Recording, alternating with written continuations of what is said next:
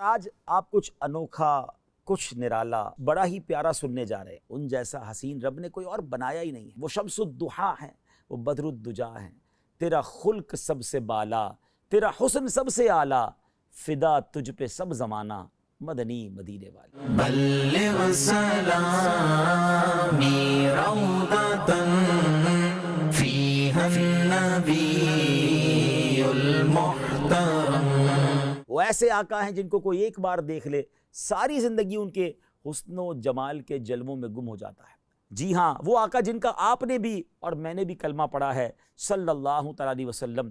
وہ دکھتے کیسے تھے، وہ نظر کیسے آتے تھے، ان کا حسن کیسا تھا۔ لب کے لے آواں کتھوں سونا تیرے نال دا۔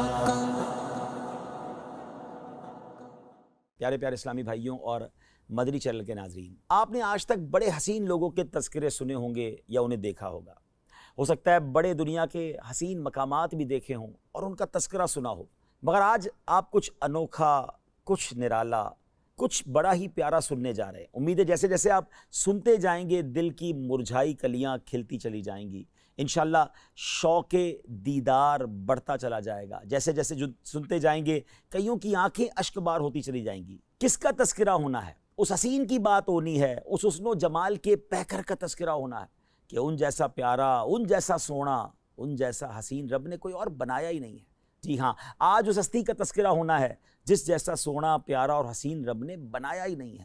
وہ حسن و جمال کے پیکر ہیں، وہ شمس الضحیٰ ہیں، وہ بدر الدجا ہیں۔ وہ ایسے آقا ہیں جن کو کوئی ایک بار دیکھ لے ساری زندگی ان کے حسن و جمال کے جلووں میں گم ہو جاتا ہے۔ آج نبی پاک صاحب لولاک صلی اللہ تعالیٰ علیہ وسلم کا تذکرہ خیر ہونا ہے۔ نہ کوئی آپ جیسا تھا، نہ کوئی آپ جیسا ہے۔ اے میرے پیارے اسلامی بھائیوں، آج کس کی زبانی یہ تذکرہ ہوگا؟ کس نے دیکھا اور کہ دیکھ کر دیوانہ ہو گیا؟ میرے آقا علیہ الصلوۃ والسلام کا حسن وہ ہے کہ جب سیدنا حسان بن ثابت رضی اللہ تعالیٰ عنہ نے دیکھا تو بے ساختہ پکار اٹھے، وَأَحْسَنُ مِنْكَ لَمْ تَرَ قَطُّ عَيْنِي وَأَجْمَلُ مِنْكَ لَمْ تَلِدِ النِّسَاءُ خُلِقْتَ مُبَرَّأً مِنْ كُلِّ عَيْبٍ كَأَنَّكَ قَدْ خُلِقْتَ كَمَا تَشَاءُ۔ نبی پاک علیہ الصلوۃ والسلام کی ذات وہ ہے جب ان کے حسن و جمال میں گم ہو کر مولانا جامی رحمۃ اللہ تعالیٰ علیہ نے قلم اٹھایا تو کمال کیا۔ اور آپ لکھتے ہیں، ہر کس کے لبے لالے ترا دیدہ بدل گفت، حقا کے چے خوشکندہ عقیق یمنی را۔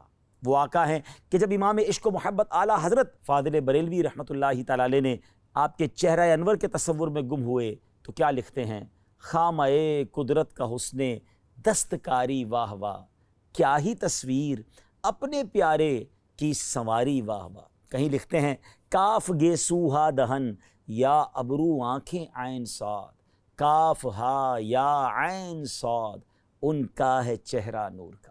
جب مولانا حسن رضا خان صاحب نبی پاک علیہ الصلوۃ والسلام کے جلووں میں گم ہوتے ہیں تو پھر کیا خوب لکھتے ہیں کہ ایسا تجھے خالق نے طرح دار بنایا، یوسف کو تیرا طالب دیدار بنایا، کونین بنائے گئے سرکار کی خاطر، کونین کی خاطر تمہیں سرکار بنایا۔ مفتی اعظم ہند مصطفیٰ رضا خان صاحب رحمۃ اللہ تعالیٰ جب قلم اٹھاتے ہیں تو کیا لکھتے ہیں کہ خدا کی سلطنت کا دو جہاں میں کون دولا ہے، تم ہی تم ہو، تم ہی تم ہو، یہاں تم ہو، وہاں تم ہو۔ اور پھر میرے شیخ طریقت امیر اہل سنت بانی دعوت اسلامی مولانا محمد الیاس عطار قادری دامت برکاتہم العالیہ جب قلم اٹھاتے ہیں، آقا کے جلووں کا تصور جماتے ہیں تو پھر کیا لکھتے ہیں، تیرا خلق سب سے بالا، تیرا حسن سب سے اعلیٰ، فدا تجھ پہ سب زمانہ، مدنی مدینے والے۔ پیارے اسلامی بھائیوں، آج اس ہستی کا تذکرہ کرنا ہے جس کا سارا عالم پروانہ ہے۔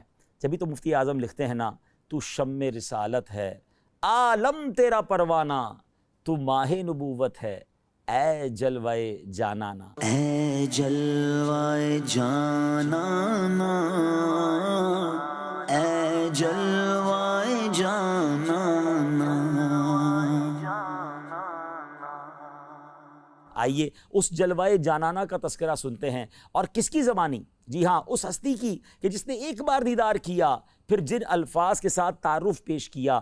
آج بھی سیرت کی کتابوں میں گویا سنہرے حروف میں وہ الفاظ لکھے جاتے ہیں، پڑھے جاتے ہیں۔ اگر آج واقعی آپ جاننا چاہتے ہیں کہ وہ آقا جی ہاں، وہ آقا جن کا آپ نے بھی اور میں نے بھی کلمہ پڑھا ہے صلی اللہ تعالیٰ علیہ وسلم، وہ دکھتے کیسے تھے، وہ نظر کیسے آتے تھے، ان کا حسن کیسا تھا؟ تو آئیے اب تیار ہو جائیے، تصور میں گم ہو جائیے، پیکر حسن و جمال رسول بے مثال بی بی آمنہ کے لال صلی اللہ علیہ وسلم کا رخ زیبا کیسا تھا؟ سنتے ہیں سیدتنا ام معبد رضی اللہ تعالی عنہا کی زبان میں۔ ہجرت کا سفر ہے، نبی پاک علیہ السلام سیدنا ابو بکر صدیق رضی اللہ تعالیٰ عنہ کے ساتھ سفر پر رواں دواں ہیں۔ راستے میں وادی قدید کا مقام آتا ہے، ایک ضعیف خاتون ہے جو اپنے خیموں میں بیٹھا کرتی ہیں، آنے جانے والے مسافروں کو کچھ کھانے پینے کا سامان فروخت کیا کرتی ہیں۔ پیارے آقا علیہ السلام بھی اس خیمے پر پہنچتے ہیں، کچھ رقم دے کر کچھ کھانے پینے کا سامان خریدنا چاہتے ہیں، ان کے پاس کچھ نہ تھا، معذرت کر لی۔ نبی پاک علیہ السلام نے ان کے خیمے میں ایک بکری دیکھی جو بڑی لاغر تھی، اس کے تھن بھی سوکھے ہوئے تھے۔ میرے آقا علیہ السلام نے اجازت طلب کی کہ اگر آپ اجازت دیں تو اس بکری سے ہم کچھ دودھ نکال لیں۔ ام معبد یہ جانتے ہوئے کہ اس بکری نے دودھ نہیں دینا، پھر بھی اجازت دے دی۔ پیارے آقا علیہ السلام نے اپنے مبارک ہاتھ ان تھنوں پر لگائے۔ ہاتھ کس کے تھے؟ وہ تھن دودھ سے بھر گئے، اتنا دودھ نکلا کہ سب نے خوب دودھ پیا، بلکہ سارے برتن بھی دودھ سے بھر گئے۔ ام معبد رضی اللہ تعالیٰ عنہ یہ معجزہ دیکھ کر بڑی حیران ہوئیں۔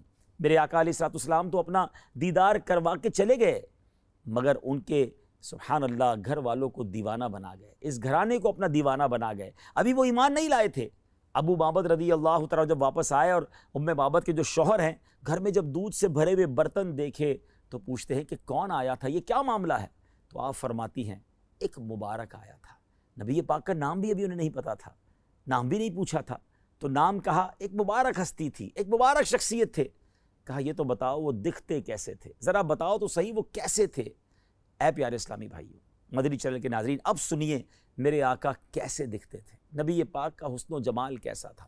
ام معبد رضی اللہ تعالیٰ عنہ کے عشق بھرے انداز میں کس پیارے انداز میں نبی پاک کا رخ انور بیان کیا۔ آئیے الفاظ تو دیکھیے کیسے موتیوں کی مانند ہے۔ وہ کہتی ہیں رأیت رجلا ظاہر الوداع، میں نے ایک ایسی ذات دیکھی ہے جن کا حسن نمایاں ہے، ابلج الوجہ حسن الخلق، جن کا چہرہ خوبصورت اور وہ تخلیق کے شاہکار تھے، لم تعبہ سجلا، ان کی جسامت میں فربا ہونے کا عیب ہی نہ تھا، ولم تزری بہ سعلا، اور نہ ہی پتلی جسامت کا عیب تھا، وسیم قسیم، بڑے حسین، انتہائی خوبصورت، فی عینیہ دعج، ان کی آنکھیں سیاہ اور بڑی تھیں، وفی اشفارہ وطف، ان کی پلکیں لمبی تھیں، وفی صوتہ سحل، ان کی آواز گونجدار تھی، وفی عنقہ سطع، ان کی گردن چمکدار تھی،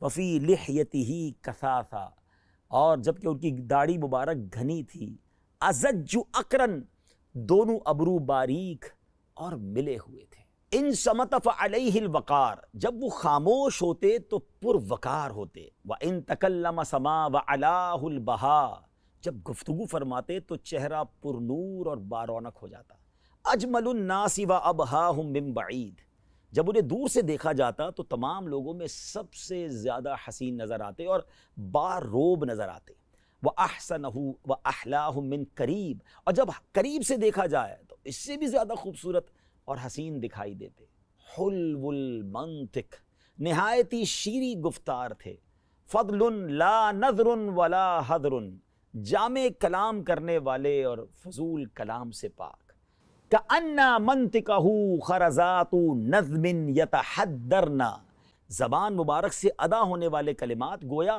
موتیوں کی لڑی تھی۔ سبحان اللہ۔ فرماتے ہیں اذا قال استمعوا لقولہ، میرے آقا جب کلام فرماتے تو رفقا اور حاضرین نہایت یکسوئی کے ساتھ سماعت کرنے کو شرف جانتے، وَإِذَا أَمَرَ تَبَادَرُوا إِلَىٰ أَمْرِهِ، جب وہ مبارک ہستی کوئی حکم صادر فرماتے تو رفقا ہر حکم کی تابع داری اور وفاشاری کی مثال قائم کر دیتے، محفوظ محشود، سب ان کے خادم تھے، سب کے لیے قابل احترام، لا عابس ولا مفند، نہ وہ ترش رو تھے اور نہ ہی ان کے کسی بھی حکم کی خلاف ورزی کی جاتی تھی۔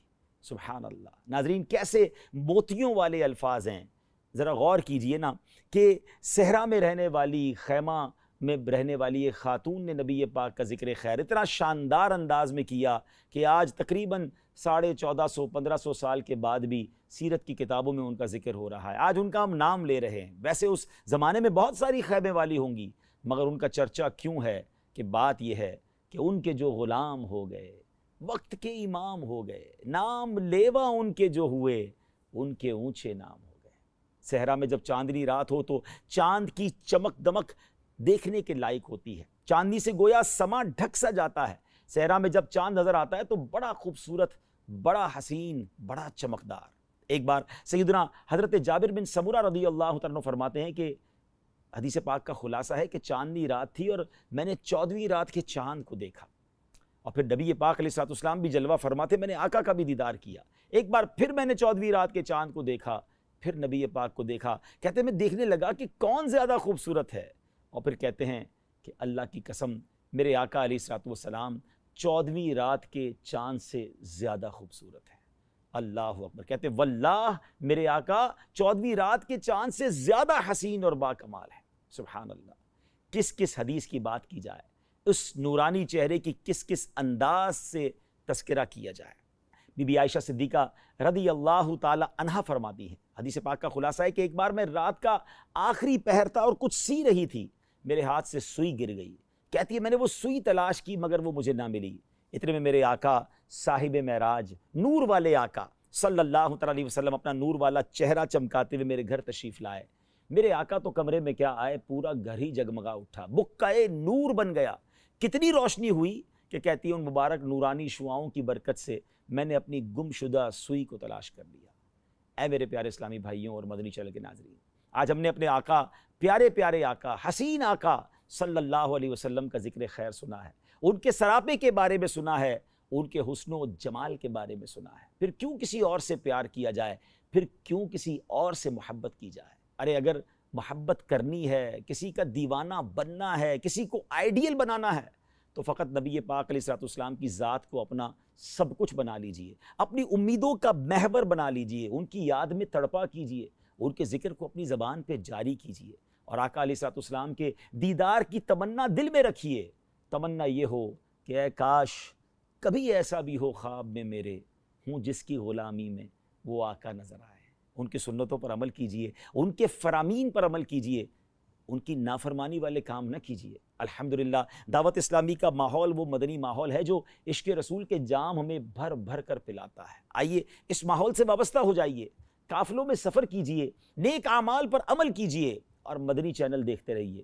اس طرح کے سلسلے لے کر پھر حاضر ہوں گے. اللہ تعالیٰ مجھے بھی اور آپ کو بھی سرکار دو عالم علیہ الصلوۃ والسلام کا سچا عشق نصیب فرمائے، ان کے جلووں میں گم ہونا نصیب فرمائے. یہ تمنا کاش ہم سب کے لیے پوری ہو جائے کہ نجم کی اے خدا آرزو ہے یہی، عاشق زار کی آبرو ہے یہی، موت کے وقت سر ان کے قدموں میں ہو، دید ہوتی رہے، دم نکلتا رہے.